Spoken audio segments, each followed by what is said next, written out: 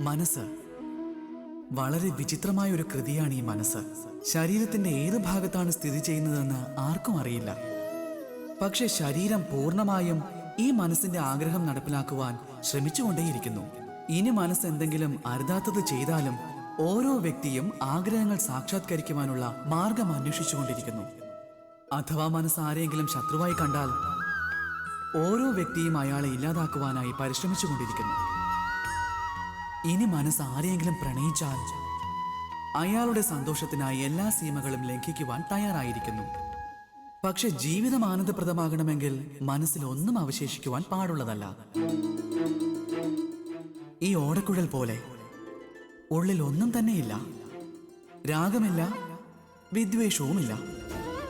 ചുണ്ടോട് അടുപ്പിക്കുമ്പോൾ മാത്രമേ സംഗീതമുണ്ടാകൂ. അതുപോലെ തന്നെ മനസ്സിനെയും ഭാവനകളിൽ നിന്ന് മോചിപ്പിക്കേണ്ടത് അത്യാവശ്യമാണ്. ഓർത്തുകൊള്ളൂ, മനസ്സിൽ ഭാരം നിറച്ചു ജീവിച്ചാൽ ആഗ്രഹിക്കുന്ന രീതിയിൽ ജീവിക്കാൻ സാധിക്കില്ല. രാധേ രാധേ.